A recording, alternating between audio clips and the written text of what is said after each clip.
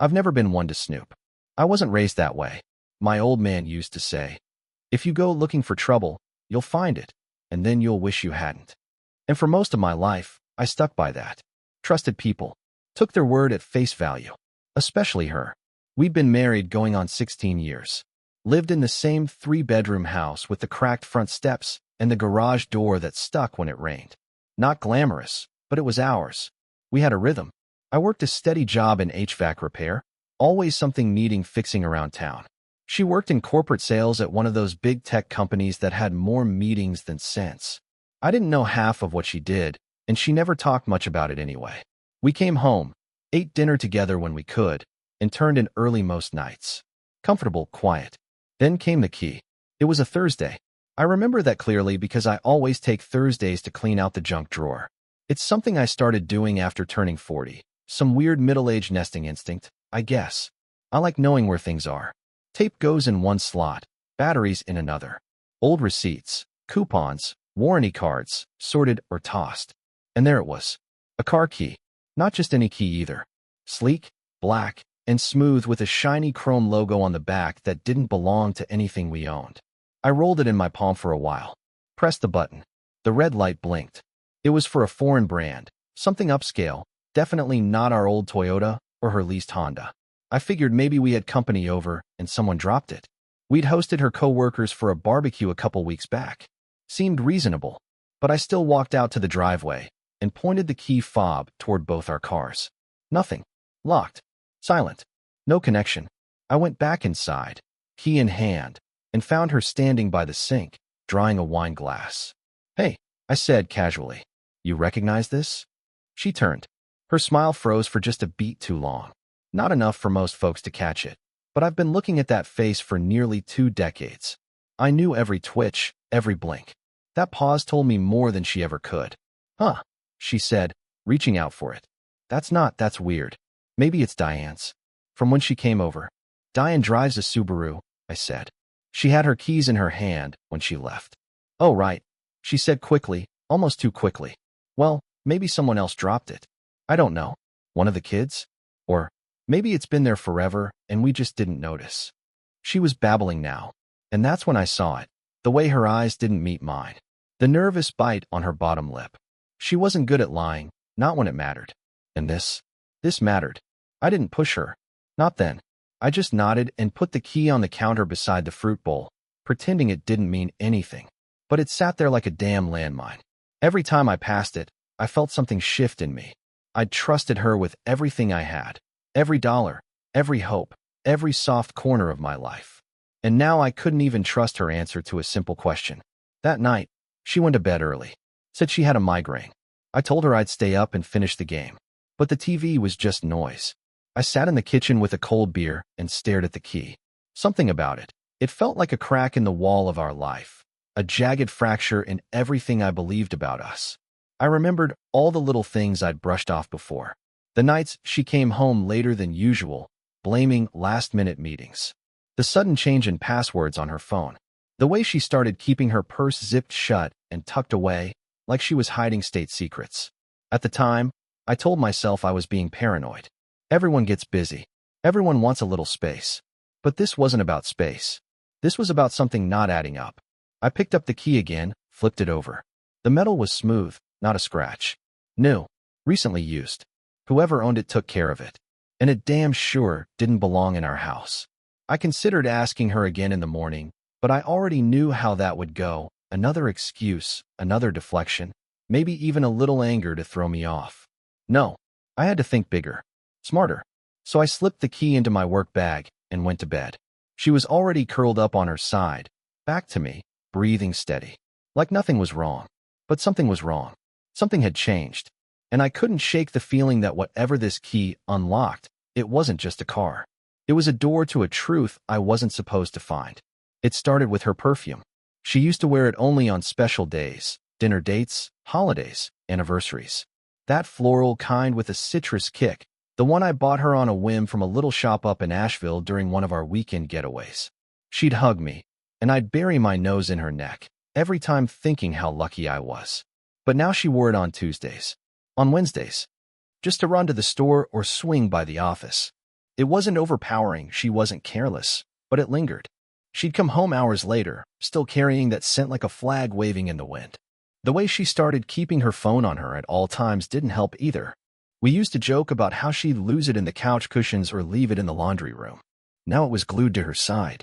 Always face down. Always locked. If it chimed, she'd pick it up like it was made of glass and excuse herself, walking into another room with some rushed whisper of work stuff. I stopped asking questions.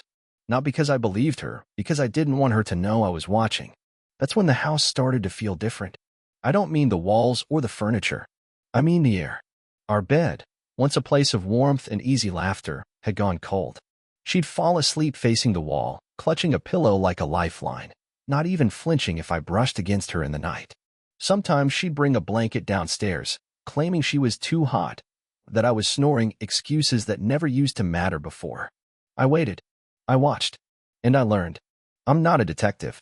I'm a guy who changes furnace filters and fixes busted pipes for a living. But you spend enough time troubleshooting problems, and you learn to track patterns. I treated this the same way I'd handle a leaky gas line, methodical, careful, no sudden moves. The first thing I did was leave a hair on the trunk latch of her car. Just a single strand from my comb, stuck right on the rubber seal. She said she was heading to a late client dinner that night, one town over. Should have taken her till 9, maybe 10. When she got back, I waited until she was asleep. Quiet as a ghost, I slipped into the garage, popped the trunk. Hair was gone. Next day, I filled her tank up myself and took note of the mileage. 82,134. I even took a picture, just in case my brain tried to trick me later. She went out again 2 nights later. This time, she said it was a team-building mixer, something her company did once a quarter. Said they were meeting at a rooftop bar downtown. I nodded, kissed her cheek, told her to have fun. She came home around midnight, said the mixer ran long. Next morning, I checked the odometer. 82,231. That was 97 miles. Downtown's only 11 miles away. I didn't say a word. Instead, I started writing things down. A notebook, plain black cover, no label. I didn't want to forget or misremember anything. I logged the days, times, where she claimed she was going, and what the mileage read when she came back. There were gaps. Always gaps. Sometimes she said she was grabbing groceries, but the store was 10 minutes away, and she'd be gone 2 hours. I checked the fridge. Same milk, same eggs. Nothing new. Not even a receipt on the counter, which she always left behind like clockwork. She stopped asking me how my day was. When I told her anyway, she nodded absent-mindedly, eyes drifting toward her phone. She used to ask if I needed a sandwich made for work or if I had enough clean socks. Now it was like I was just another piece of furniture she walked past on her way out the door. There was one moment, just one, that caught me off guard. She left the house in a hurry, said she forgot to pick up dry cleaning. I watched her from the porch. As she backed out, she paused. Just sat there for a second with her hands on the wheel, eyes closed. That moment told me more than all the rest combined. She looked tired. Not just physically, tired in her soul. Like she was living 2 lives and both were eating her alive. But I didn't pity her. I couldn't. Not with the knot that was forming in my chest every day, growing tighter with every lie. I didn't confront her. That would have tipped my hand. And truth be told, I wasn't even sure what I wanted yet, the truth or the proof. All I knew was, whatever she was doing, she didn't want me to know. And if I was going to find out, I had to stay quiet, careful, and keep collecting the pieces. Like smoke rising through a crack in the wall, the pattern was forming. I just had to wait for it to choke out the fire. It had been building for weeks, maybe longer, if I'm honest with myself. The pieces were all there. The miles that didn't match the stories. The perfume. The distance in her eyes. The missing receipts, the nervous smiles, and that damn key that kicked it all off. I didn't want to follow her. That's not who I thought I was. But when everything you believe in starts coming apart like cheap drywall in a rainstorm, you stop worrying about pride. You start needing answers. It was a Thursday. Rain came down in sheets, tapping against the windows like fingers trying to get in. The kind of weather that makes you want to stay home, pour some coffee, and listen to the world fall apart from the safety of your living room. But that wasn't what I did. She left just after 6, wearing her dark blue blouse, the one with the buttons shaped like little silver coins, and those tight black pants she always said made her feel confident. Said she had to meet a client for drinks, talk numbers, and go over sales projections. I smiled and nodded like I believed her, even walked her to the door and held her umbrella out like a gentleman. Then I waited. I counted slowly to 90. Gave her time to pull out of the driveway and make it to the end of the street. Then I grabbed my keys and followed. My truck's old, but she purrs quiet if you ease into the throttle. I kept 5 cars back, lights off, windshield wipers on low. She took a different route, not the one that leads toward downtown or her office complex. She went west, toward the edge of town, where the big warehouses are, and the old motels sit in the shadow of the highway. I didn't want to believe it. Every turn she made chipped away at the excuses I'd tried to convince myself of. Maybe she was picking something up for work. Maybe the client was staying out there. Maybe nothing. She pulled into a place called the Linden Inn. One of those budget roadside joints with a flickering neon vacancy sign and 24 identical doors facing the parking lot. Not the kind of place you book for business, unless your business is keeping secrets. She parked 3 rows back, under a sagging pine tree. I eased in across the street and killed the engine, rain clinking softly on the hood. My heart was thudding like a drum at a high school football game. I watched her walk across the lot with her umbrella, confident and calm, like she'd done this before. She moved fast, head low, her heels clicking across the wet pavement. She stopped at room 219, pulled a keycard from her pocket, looked both ways. Then she went inside. I waited. 5 minutes passed. Then 10. I was about to start convincing myself again, maybe it's not what it looks like, when headlights cut across the rain.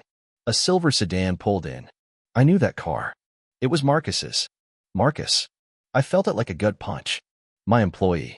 Worked under me for the past 3 years. Mid-20s, soft-spoken, always called me sir. I taught him how to fix compressors. Showed him how to reroute ductwork. Lent him tools from my personal kit when he couldn't afford his own.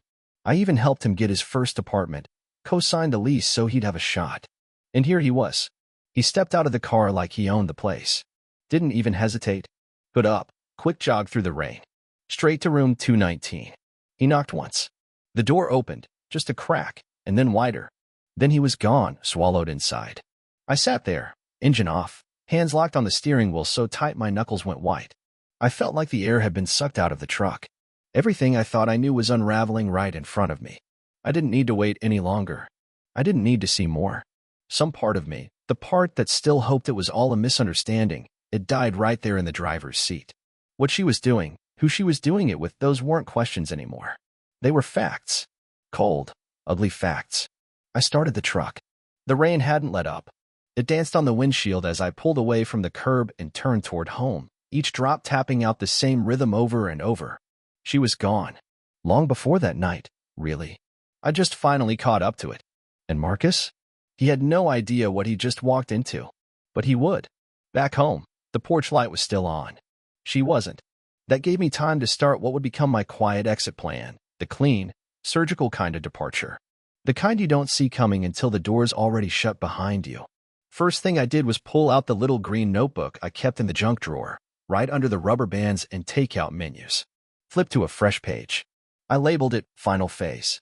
My handwriting isn't the prettiest, but it's neat enough when it needs to be. I listed what I needed to do, item by item. 1. Finances. We had joint accounts at the credit union, a checking, a savings, and a shared credit card we used for groceries and house stuff. I logged in, quietly, late that night while the house was dead silent. I took screenshots of every statement for the past 2 years, just in case. Then I started shifting money. Not everything. Just enough. I opened a new checking account in my name, only at a different bank, one that doesn't send mail unless you ask. I set up a small direct deposit from my paycheck and funneled over some savings under the label Emergency HVAC Project. If she ever noticed, that would have been enough of an excuse. But she didn't. She never noticed money unless it involved a spa day or new shoes anyway. 2. Legal protection. I reached out to an old friend from high school, Johnny Mason. He went into family law and owed me a favor from back when I helped him redo the ductwork in his fixer-upper for dirt cheap. We met up at a diner, same booth we always sat in, and I told him everything. I expected judgment. What I got was a slow nod and a pen scribbling fast across a yellow legal pad. Johnny was the one who told me what to do next. Start isolating your assets, he said, sipping his coffee. Get your name off anything she could twist in court. Pre-sign transfer deeds if you own more than one property. Document everything. And most important, don't let her know you're preparing. The moment she senses it, you lose control. I took that to heart. 3. Property. Our house was bought before we were married, and the title was in both our names thanks to some refinance we did after the remodel. Johnny helped me draft paperwork to shift my half into a living trust, one with my name and only mine. It wasn't a permanent solution, just enough to complicate any quick grab if she tried to get clever. I also changed the insurance beneficiary from her to my sister. Quietly, without a peep.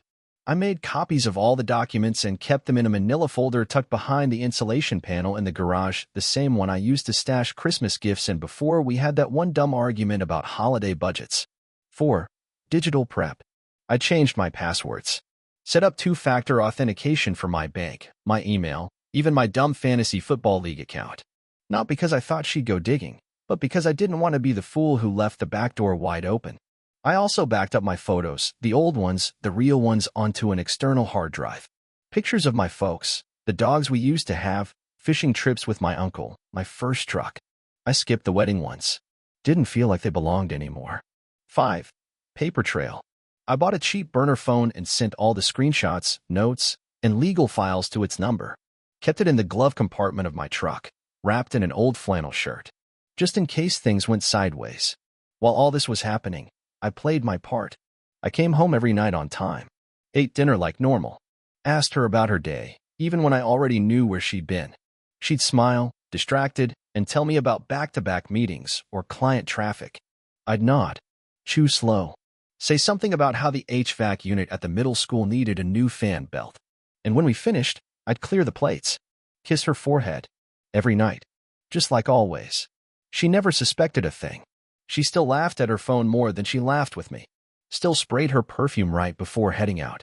Still gave me one-word answers when I asked if she'd be home late. I stopped asking after a while. It didn't matter anymore. She was playing a game she thought she was winning. But I wasn't playing. I was preparing. And the finish line was closer than she realized. It was a quiet Tuesday evening when it all came to a head. The kind of day where the air hangs still, like even the weather knows something's about to change. I had everything set. Not a thing out of place. I'd gone over it all 100 times in my head. I knew exactly what I was going to say. I didn't need to yell. I didn't need to argue. It was already over. This was just the paperwork. She came in around 6:30, just like usual. Purse on the counter, heels kicked off by the door, jacket folded neatly over the back of a chair. She moved through the kitchen like nothing was wrong, humming a little tune under her breath, texting one-handed while the other grabbed a wine glass from the cabinet. She didn't even notice the envelope sitting on the granite island at first, big, tan, with her name written in black ink across the front in my careful block letters. When she finally saw it, she froze. It wasn't dramatic. Just a blink, a small hesitation in her step, like a record skipping. Then she picked it up. She pulled out the papers slowly, like they might bite her. Her eyes scanned the first page, then the second. Her hands trembled slightly. She looked up at me, confusion and something close to fear twisting across her face. What is this?" she asked, her voice tight. I didn't answer right away. I just stood across the island from her and slid another stack of papers toward her, a folder this time. Inside were 3 things. The hotel receipt for room 219 at the Linden Inn, timestamped 7:12 p.m. A printed screenshot from a security camera, grainy, but clear enough to show her walking in. And the office keycard log for Marcus Warner. In bold black print, his badge number had been used to access the front door after hours 3 nights in a row. The same night she had client meetings. Her fingers hovered over the folder, not touching anything. Just staring. Her mouth opened, then closed. "Why?" she finally whispered. "Why are you doing this?" I took a deep breath. My voice came out calm. Flat. Like I was explaining a wiring issue to a customer. "Because I already forgave you once for lying," I said. "You told me it was work. You told me there was nothing to worry about. You looked me in the eye and made me believe I was imagining things." She shook her head, blinking fast. "It's not what you think." "Don't." I cut her off. "I saw him walk into that room. I saw the look on your face when I asked about that car key. I've seen the mileage on your car, the bank charges, the patterns." She opened her mouth again, reaching for some excuse, but I held up a hand. "You don't need to explain. I'm not interested in another story." The silence in the kitchen felt heavy, like a weighted blanket you couldn't throw off. The fridge hummed. The ceiling fan turned in slow, lazy circles. Outside, somewhere down the block, a dog barked once and then stopped. She lowered herself onto the bar stool, still holding the divorce papers in one hand like she didn't know what to do with them. I didn't want to hurt you, she said softly. I looked at her. Really looked. She was still the woman I'd married on a muggy June afternoon under the big oak tree behind my parents' house. Still had the same dimple when she smiled, the same little freckle on her collarbone. But whatever we'd built had gone hollow. The lights were still on, but nobody was home. You already did, I said. Now I'm just cleaning up the mess. She stared at the floor for a long time, lips pressed together. I could almost hear her thinking, trying to figure out how to undo this, how to spin it, how to make it go away. But there wasn't a way. I'd planned everything with care. The lawyer had already filed the papers. The financials were separated. The bank accounts were split. I had my copy of everything in the truck, in the glove box, sitting in that same old flannel shirt she used to wear when we went camping. She finally looked back up at me. What happens now? I took off my wedding ring and set it beside the folder. It made a small, sharp sound on the granite. Now, I said, you leave. Her breath caught. Tonight? Yes. You can pack a bag. Take what you need. I've already made arrangements. You'll get what's fair, nothing more, nothing less. She didn't move at first. Just sat there, stunned. I didn't yell. I didn't raise my voice. I didn't give her the satisfaction of seeing me fall apart. When she finally stood up, she looked at me like she didn't recognize me anymore. But truth is, I don't think she ever really did. I watched her walk upstairs without a word, then turned back to the sink and washed my coffee mug. That was the end of us. Clean. Quiet. Just like I planned. The morning after I served her those papers, the sun came up like any other day. Birds chirped. My coffee brewed on the timer like clockwork. The garage door creaked open as I backed the truck out and headed into work. Business as usual, at least that's what it looked like from the outside. But today wasn't just any day. Today was Marcus's day. I ran a modest HVAC company, nothing fancy, but honest work. A crew of 6. We kept schools warm in the winter and grocery stores cool in July. Most of the guys respected me. I didn't demand much, just that they show up, work hard, and treat customers the way they'd want their grandma treated. I paid fair and made sure nobody went home broke or hungry. Marcus came to me fresh out of trade school, maybe 23 at the time. Bright-eyed, sharp with his hands, and polite enough that you wouldn't think twice about trusting him. I took him under my wing, showed him the ropes. Hell, I even helped him negotiate his first car loan. He used to call me boss man with a grin. That grin was waiting for me when he walked into my office that morning. Hey boss, he said, knocking twice before stepping inside. You wanted to see me? Close the door, I said. He did, casually. Dropped into the chair across from my desk and leaned back, one ankle over his knee like he was getting ready for a chat. I watched him. He had no clue. No idea the ground under his feet was about to drop out. You know why you're here? I asked. He shrugged. Not exactly. Figured it might be about the Pineview job. We ran into a parts delay, but I already spoke to Marty about it. I slid the folder across the desk before he could finish. He stopped talking. Open it, I said. His hand hesitated before pulling back the flap. Inside were 3 sheets, a printed hotel receipt with my wife's name and signature, a time-stamped image of him walking into room 219, and a formal termination letter signed and dated by me. His face went pale, then flushed. He didn't say anything right away. Just stared at the pictures like they might change if he looked hard enough. Then he leaned back, rubbed the back of his neck, and gave me a weak smile, the same one I'd seen him use on customers when he forgot to tighten a fitting or misread a schematic. Boss, Look, I didn't mean for it to. I cut him off. Don't call me that. He flinched. I leaned forward, placing both palms on the desk. You should have clocked out before getting involved with the boss's wife, I said, slow and cold. You work for me. You shook my hand. You ate at my table. I didn't, he started, but I didn't let him finish. HR has been notified, I said. Your access to job sites is revoked, your company email is locked out, and your final check will be direct deposited. Don't come back here. Not for your tools. Not for your excuses. I boxed them already. His mouth hung open. You serious? I stared at him. He blinked and looked away. She said it was over between you two. That you didn't care anymore. I stood up. That's between her and me. But you? You knew I trusted you. That makes this more than personal. It makes it cowardly. He didn't have a reply for that. The silence stretched between us like an iron beam. The only sound was the office wall clock ticking and the hum of the AC vent overhead. I walked around the desk, opened the door, and nodded toward the hallway. You can go now. He stood slowly, still trying to piece together how quickly the floor had disappeared beneath him. His pride kept him from begging, but not by much. "Good luck," he mumbled. I didn't answer. He walked out with his shoulders hunched, the same steps I'd seen from guys on job sites who knew they'd blown it. The crew watched him from the shop windows, curious, confused. I didn't need to explain anything. Word would get around soon enough. Guys like Marcus always exposed themselves, one way or another. I stepped outside and lit a cigarette, my first in 5 years. Felt rough on the throat, but I let the smoke sit in my chest a moment before letting it out slow. The morning was bright, sky wide open above me, a breeze just strong enough to rustle the flag on the pole out front. One less lie in my life. One less man pretending to be loyal while sneaking behind my back. And one more step toward peace. Business would go on. But Marcus? He was finished here. When she packed her things, it wasn't dramatic. No storming, no yelling, no begging.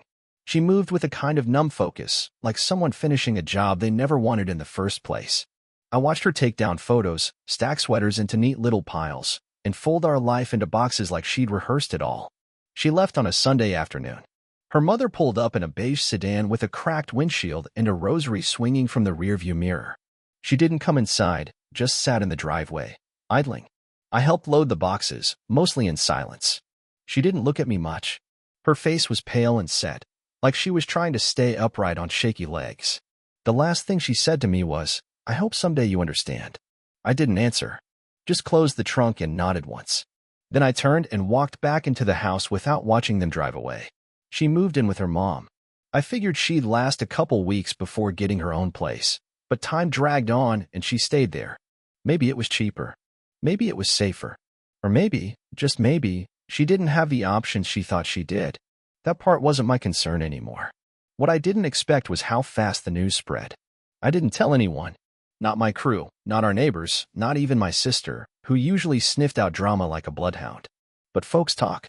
And once you're seen loading boxes into your mother's car with your wedding ring gone, it doesn't take much for people to put the pieces together. Small-town gossip is a wildfire.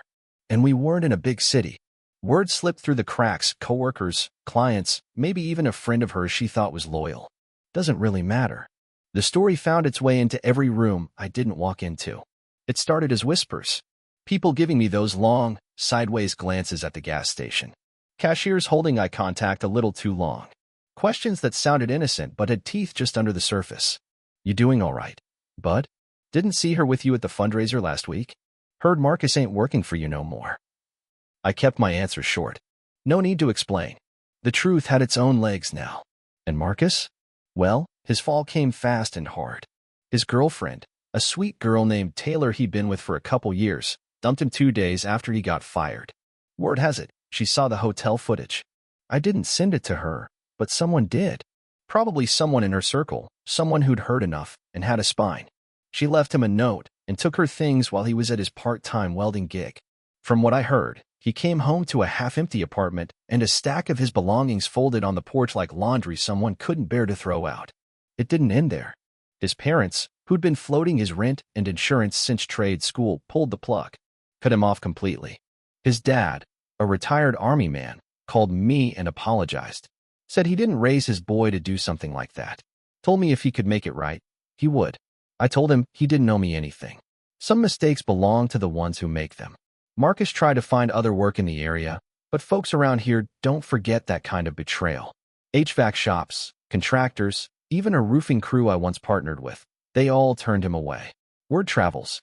And in trades, trust is worth more than a resume. As for her, things started unraveling quick.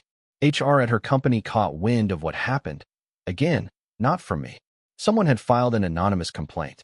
Maybe one of her coworkers, maybe someone higher up who didn't like the optics. Once they started digging, they found enough to justify a formal investigation. Turns out, she and Marcus had used the company's travel account for one of their little getaways. Marked it as a client dinner. Corporate didn't like that. She wasn't fired outright. Too much liability there, but she was quietly relieved of certain duties. Her title was stripped down. Her email address changed. She lost her team, her projects, and every ounce of clout she'd built over the last 10 years. Her name vanished from the holiday planning board. They stopped inviting her to after-work drinks. She became background noise, the kind you hear but don't pay attention to anymore. I heard she cried in the parking lot one afternoon. Just sat in her car with the engine off, hands gripping the steering wheel. I didn't celebrate that. I didn't smile. But I didn't feel sorry either. Choices have weight. Some just hit later than others. The life she tried to keep quiet had fallen apart louder than she ever imagined. I didn't lift a finger to make it happen. The truth did all the work. I live 2 states over now. Quiet little town, population just shy of 9,000. Got a post office that closes early on Fridays and a diner where the waitress still calls me Han, without making it sound forced. Folks wave when you drive by, and the grocery store puts your eggs in a separate bag like it's still 1998. I like that. I found a house tucked back on a half-acre lot, gravel drive, big porch, white trim. 2-bedroom, single story. Nothing fancy, but it's mine. I painted the walls myself. Cool grays, pale blues, colors that breathe easy. Refinished the hardwood floors on a long weekend. You'd be surprised how much peace you can find sanding something down to bare wood and making it smooth again. My mornings start early now. I run just after dawn, when the light is soft and the roads are still quiet. I pass rows of maple trees, front yards with wind chimes, and the occasional jogger who nods without stopping. The air smells different out here, cleaner somehow, like the earth hasn't given up on you yet. There's a little coffee shop down by the old train depot. After my run, I usually stop in for black coffee and a paper. I sit by the window, read about things that don't touch my life, and watch the world wake up. No one there knows me as anything but the guy who always tips well and asks how the owner's dad is doing since his surgery. That's exactly how I want it. Work came easier than I expected. I found a company that needed an HVAC tech with experience and a steady hand. They didn't ask much beyond that. I keep my head down, do my job, and make enough to live decent. I get home by 5 most days, fix myself dinner. Usually something simple, grilled chicken, rice, green beans. I don't miss takeout. I don't miss eating in silence while pretending not to notice the text lighting up across the table. Evenings are slower now. I sit on the porch with a glass of bourbon and listen to the crickets. Sometimes I read. Sometimes I just stare out at the dark line where the trees meet the sky and let the quiet settle in my bones. I stop needing noise to fill the gaps. People around here say I seem calm, like nothing can shake me. And they're not wrong. I've got a steady pulse, a clear head, and no one looking over my shoulder. No buried resentment. No walking on eggshells. I used to think peace was something you had to fight to keep. Turns out, sometimes you just have to walk away to find it. I don't think much about her anymore. When I do, it's not with anger. It's just a closed door in a hallway I no longer walk through. That part of my life is sealed. The pictures got boxed up and left behind. The ring? Tossed into a river halfway through the move. No ceremony, no drama. Just one last thing I didn't need. Marcus? No idea where he landed. I heard a rumor that he moved out west, tried to start fresh. Maybe he did. Maybe he didn't. Not my concern either way. The truth is, I didn't get revenge. I didn't burn their world down. I just walked out the front door with my spine straight and my dignity intact. Let the lies rot behind me like a house left too long in the rain. Some folks try to rewrite the past. Not me. I let it be what it was, a long, crooked road that taught me what matters. What matters is this. A roof that doesn't leak. A clean conscience. A good dog, yeah. I got one now, border collie mix named Rusty who chases squirrels like it's a profession. A cup of coffee that stays hot long enough to finish it. A porch with enough shade in the evening. I buried that chapter with silence, not fire. And I came out cleaner than I ever imagined. That's the thing about walking away with your head held high. Sometimes, it's the loudest move you can make. Share your thoughts in the comments. Have you ever caught someone lying with just a small detail? What gave it away? If you liked the story, subscribe to the channel and give us a like.